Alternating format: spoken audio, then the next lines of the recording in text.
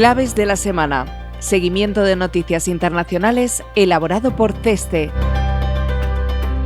Buenos días, estos son los titulares clave de la semana pasada. Previsiones macroeconómicas por parte del FMI.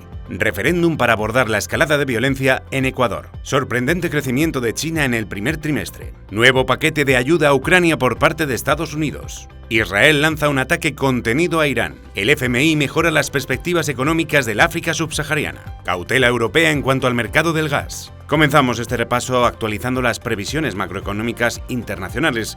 La agenda económica internacional ha estado marcada esta semana por la publicación de la última actualización del World Economic Outlook. El FMI comienza el informe resaltando que los peores escenarios no se han materializado. La actividad económica mostró tanto en 2022 como en 2023 una resistencia mayor de la esperada.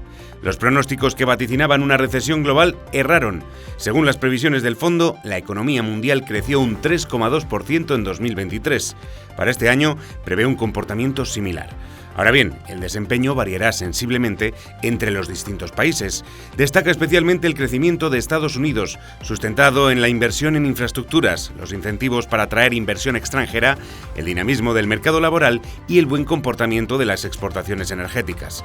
El fondo calcula que el PIB norteamericano crecerá un 2,7% en 2024, 6 décimas más respecto a las previsiones realizadas en enero.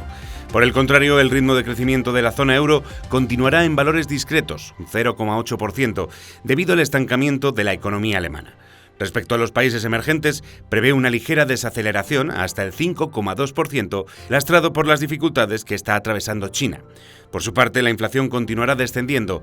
Para 2024, la variación de precios se situará en el 5,9%, un punto porcentual menos en comparación con el ejercicio anterior. No obstante, el fondo advierte del riesgo de que determinados eventos geopolíticos puedan provocar una revisión a la baja de las estimaciones. Destaca especialmente la posibilidad de que los conflictos en Ucrania y en Gaza puedan desencadenar efectos desfavorables que obstaculicen el proceso de desinflación y, en segunda derivada, retrasen la flexibilización de la política monetaria que previsiblemente tendrá lugar en la segunda mitad del año. También seguimos pendientes de Ecuador, donde se ha celebrado un referéndum para abordar la escalada de violencia. El presidente del país, Daniel Noboa, ha logrado el apoyo de la ciudadanía en 9 de las 11 preguntas planteadas en el referéndum convocado el 21 de abril para abordar la escalada de violencia en el país. Una de las cuestiones clave que ha obtenido un respaldo abrumador es la militarización de la seguridad pública. Los votantes han respaldado la modificación constitucional que habilita a las Fuerzas Armadas para colaborar con la policía sin requerir la declaración de un estado de excepción. Además, se ha validado la posibilidad de extraditar ciudadanos ecuatorianos con la condición de que no se aplique la pena de muerte ni otras sanciones consideradas inhumanas o degradantes. Sin embargo, 2 preguntas relacionadas con el arbitraje internacional y la contratación laboral por horas fueron rechazadas. El referéndum, caracterizado por una alta tasa de ausentismo y episodios de violencia, es tan solo un primer paso. Ahora, el desafío reside en obtener la aprobación legislativa para aplicar estas medidas en una asamblea en la que Noboa enfrenta una fuerte oposición. El plebiscito se celebra en un momento muy complicado para el presidente. A las fuertes críticas por el funcionamiento del sistema energético, que ha provocado largos apagones, y a la profunda crisis de seguridad, se suma el conflicto diplomático con México por el asalto a su embajada en Quito. Y de Ecuador nos vamos a China, donde el crecimiento del primer trimestre ha sorprendido al alza.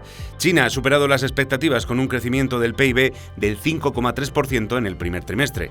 El repunte en la actividad manufacturera y las exportaciones han sido los principales motores de la expansión. La producción industrial creció un 6% en el mismo periodo, con una inversión en este sector que aumentó casi un 10%. Las exportaciones también mostraron un sólido crecimiento del 14% entre enero y marzo. Sin embargo, los datos de consumo interno son desalentadores. Las ventas minoristas aumentaron menos de un 5% en términos interanuales en el primer trimestre y en marzo en particular. Ese crecimiento fue bastante menor, del orden del 3%. La confianza del consumidor permanece en niveles bajos, sin señales de cambio a corto plazo. El deflactor del PIB ha registrado una caída de precios por cuarto trimestre consecutivo, una tendencia no vista desde finales de los años 90. Las medidas adoptadas por las autoridades, como la reducción de las tasas de interés y el aumento de la inversión pública en infraestructuras, por el momento están ayudando a compensar la débil demanda interna privada que no acaba de despegar. Además, también preocupa, por una parte, el descenso del 9,5% en la inversión en el sector inmobiliario y, por otra, la notable caída del 10,4% en la inversión extranjera. Muchos analistas cuestionan durante cuánto tiempo podrá el gigante asiático sostener las tasas de crecimiento a base de impulsos fiscales, dada la creciente deuda pública. El pasado 10 de abril, la agencia de calificación Fitch empeoró las perspectivas del país en buena parte por el deterioro de las finanzas públicas. La agencia prevé que el déficit público se incremente hasta el 7,1% este año y que la deuda pública sobrepase el 60% del PIB, un fortísimo aumento respecto al 38,5% que registraba en 2019. El FMI, en su último informe de perspectivas económicas difundido la semana pasada, prevé que la actividad se desacelere este año hasta el 4,6% y al 4,1% en 2025, a causa precisamente de la debilidad del sector inmobiliario y del agotamiento de los efectos positivos de factores puntuales como el impulso postpandémico al consumo y el estímulo fiscal. Y mientras, en Ucrania, nuevo paquete de ayuda de Estados Unidos. La Cámara de Representantes aprobó el pasado 20 de abril un paquete de asistencia militar de $95.000 millones destinados a Ucrania, Israel y Taiwán. Kiev recibirá la mayor parte del mismo, $61.000 millones, que incluye ayuda económica y armamento para enfrentar la ofensiva rusa. Se aprobó con una mayoría bipartidista de 311 votos a favor y 112 en contra, tras más de 6 meses de bloqueo.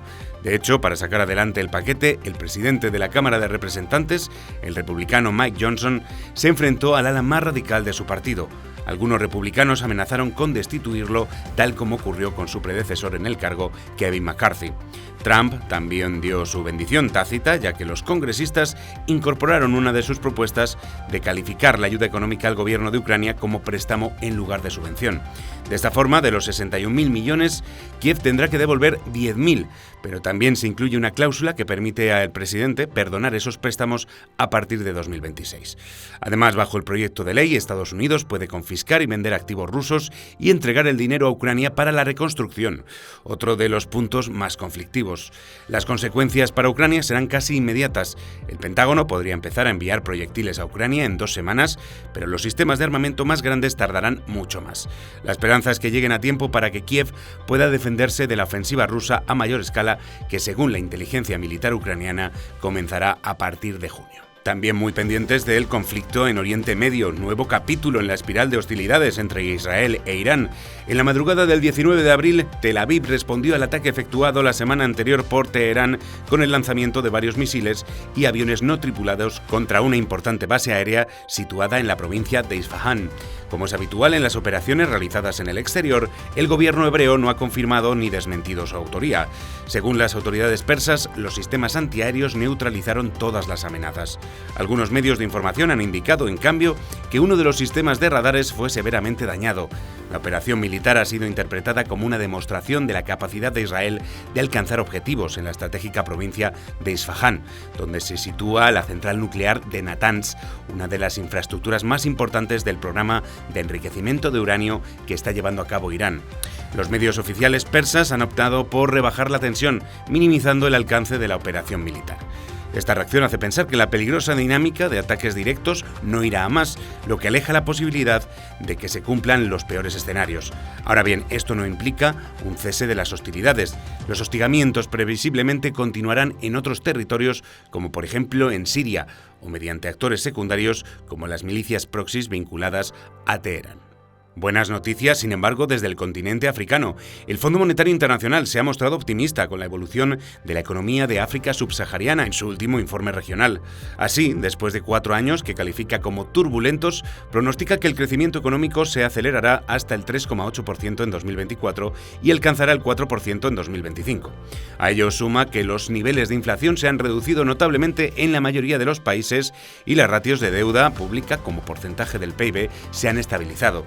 Todo ello ha favorecido que los inversores internacionales tengan una mayor confianza en la región, lo que se ha dejado notar en el éxito que han tenido las emisiones de bonos realizadas en Costa de Marfil, Benín y Kenia, poniendo fin a 2 años sin acceso a los mercados internacionales. No obstante, los países subsaharianos se siguen enfrentando a retos. La inestabilidad política y su vulnerabilidad a eventos climáticos extremos aumentan el impacto negativo de shocks externos. El FMI recomienda a los gobiernos de la región 3 áreas prioritarias en las que centrar sus esfuerzos para estar mejor preparados, sanear las finanzas públicas, centrar la política monetaria en la estabilidad de precios y diversificar las economías y las fuentes de financiación. Los grandes ganadores en 2024 serán Senegal, Ruanda y Costa de Marfil, con tasas de crecimiento que superarán el 6,5%. Y finalizamos este repaso en la Unión Europea, donde el regulador energético de la Unión, ACER, la Agencia de Cooperación de los Reguladores de la Energía, ha hecho público el último informe de seguimiento del mercado del gas natural licuado. En él se analiza cómo ha cambiado el mercado europeo y mundial del GNL desde la invasión a gran escala de Ucrania por parte de Rusia en febrero de 2022.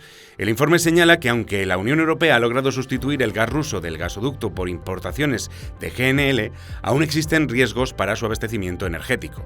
De hecho, pese a que el gas ruso solo llega por el gasoducto que atraviesa Ucrania, el Yamal, las importaciones de GNL procedente de Rusia supusieron el 16% de las compras totales.